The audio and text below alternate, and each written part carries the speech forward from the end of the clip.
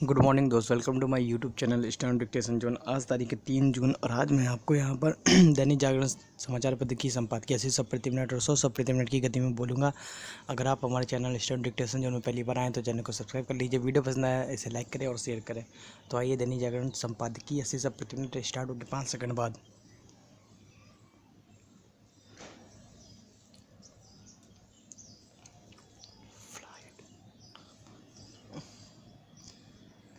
Start.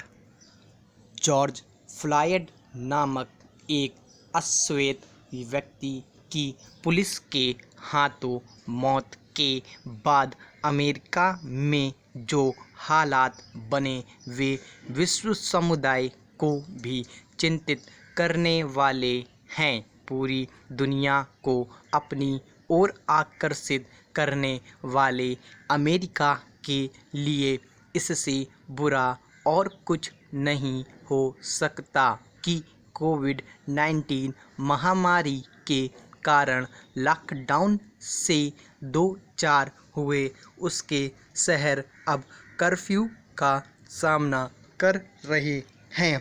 America के हालात उसकी प्रगति पर प्रश्न चिन्ह लगाने और साथ ही उसकी प्रतिष्ठा पर सवाल खड़े करने वाले हैं।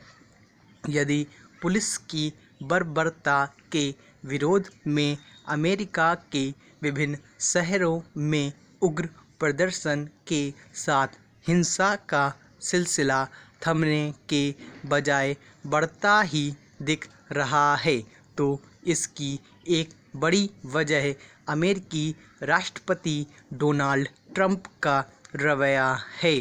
जब उन्हें अश्वेत समुदाय की भावनाओं को शांत करने की कोशिश करनी चाहिए थी, तब उन्होंने अपनी आदत के मुताबिक भड़काने वाले बयान दागे।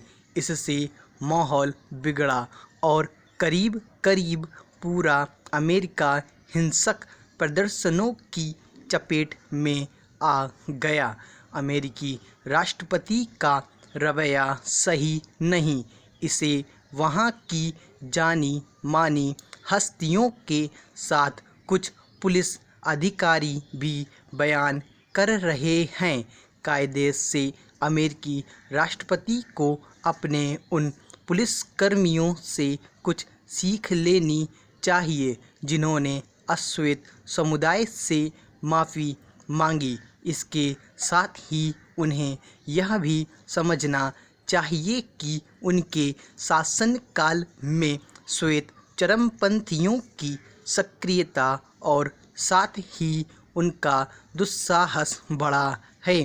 ट्रंप को इस पर लगाम लगानी ही होगी, अन्यथा अमेरिका में नस्ली भेदभाव की समस्या गहराने के साथ ही सामाजिक खाई भी बढ़ेगी। पैरा। हालांकि अमेरिका के अश्वेत समुदाय ने पुलिस की अनावश्यक सख्ती और नस्ली भेदभाव के खिलाफ पहले भी सड़कों पर उतरकर अपना रोष आक्रोश व्यक्त किया है, लेकिन इस बार वह कहीं अधिक उग्र है। यह उग्रता यही बताती है कि अश्वेत समाज अपने खिलाफ होने वाले अन्याय से अजीज आ गया है। अमेरिकी शासन प्रशासन को इस पर गंभीरता से विचार करना होगा कि आखिर अश्वेत समुदाय नस्ली भेदभाव से मुक्त क्यों नहीं हो पा रहा है। दुनिया भर को समता और बंधुत्व का उपदेश देने वाला अमेरिका यह क्यों नहीं देखता कि आखिर उसकी अपनी धरती पर इन मानवीय मूल्यों की अनदेखी कैसे हो रही है। निसंदेह अन्याय के प्रति प्रतिकार के नाम पर अराजकता और लूट निंदनीय है।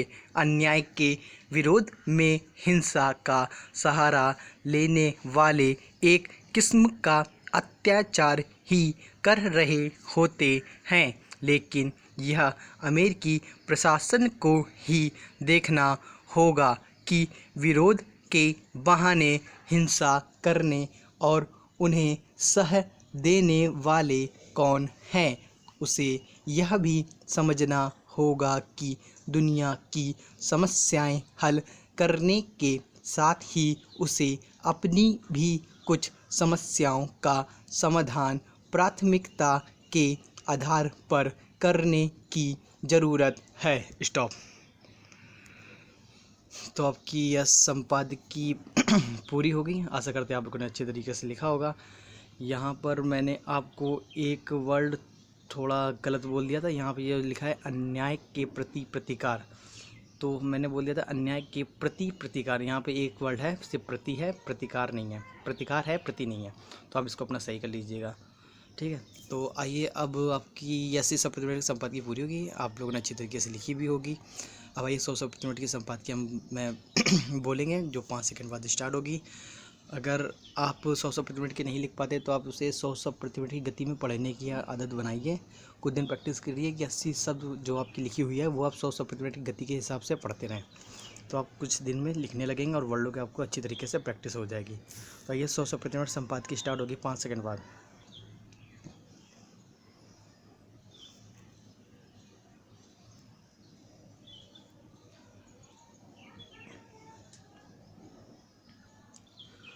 स्टार्ट।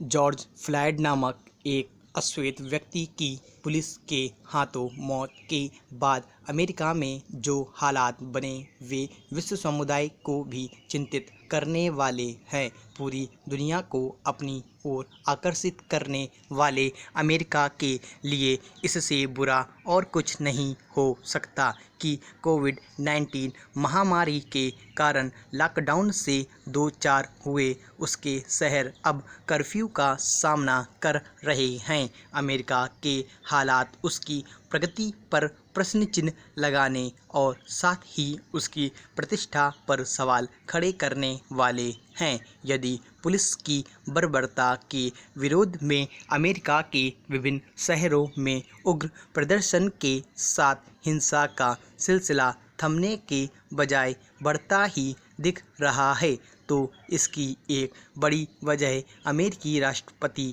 डोनाल्ड ट्रंप का रवैया है।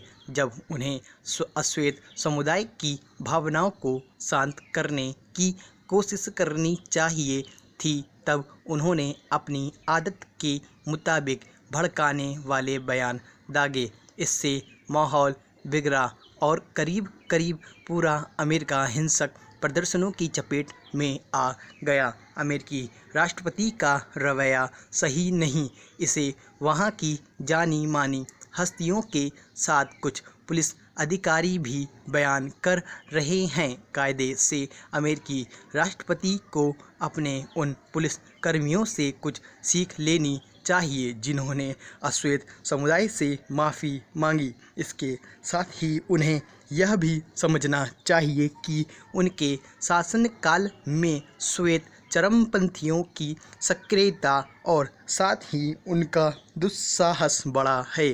ट्रंप को इस पर लगाम लगाने ही होगी, अन्यथा अमेरिका में नस्ली भेदभाव की समस्या गहराने के साथ ही सामाजिक खाई भी बढ़ेगी। हालांकि अमेरिका के अश्वेत समुदाय ने पुलिस की अनावश्यक सख्ती और नस्ली भेदभाव के खिलाफ पहले भी सड़कों पर उतरकर अपना आक्रोश व्यक्त किया है, लेकिन इस बार वह कहीं अधिक उग्र है। यह उग्रता यही बताती है कि अश्वेत समाज अपने खिलाफ होने वाले अन्याय से अजीज आ गया है। अमेरिकी शासन प्रशासन को इस पर गंभीरता से विचार करना होगा कि आखिर अश्वेत समुदाय नस्ली भेदभाव से मुक्त क्यों नहीं हो पा रहा है। दुनिया भर को समता और बंधुत्व का उपदेश देने वाला अमेरिका यह क्यों नहीं देखता कि आखिर उसकी अपनी धरती पर इन मानवीय मूल्यों की अनदेखी कैसे हो रही है। निस्संदेह अन्याय के प्रतिकार के नाम पर अराजकता और लूट निंदनीय है। अन्याय के विरोध में हिंसा का सहारा लेने वाले एक किस्म का अत्याचार ही कर रहे होते हैं, लेकिन यह अमेरिकी प्रशासन को ही देखना होगा कि विरोध के बहाने हिंसा करने और उन्हें सह देने वाले कौन हैं। उसे यह भी समझना होगा कि दुनिया की समस्याएं हल करने के साथ ही उसे अपनी भी कुछ समस्याओं का समाधान प्राथमिकता के आधार पर करने की ज़रूरत है। स्टॉप। तो आपकी यह संपादकीय पूरी हो गई, जो आपकी 4 मिनट मतलब कि 3 मिनट 56 सेकंड पे हुई है, लगभग 4 मिनट में, जो 100 प्रतिशत की गति में है। तो आप लोगों ने अच्छे तरीके से लिखा होगा। ऐसी डिक्टेशन लिखने के लिए हमारे यूट्यूब चैनल सब्सक्राइब करें और वीडियो को ज़्यादा से ज़्यादा शेयर करें। Thanks for watching this video.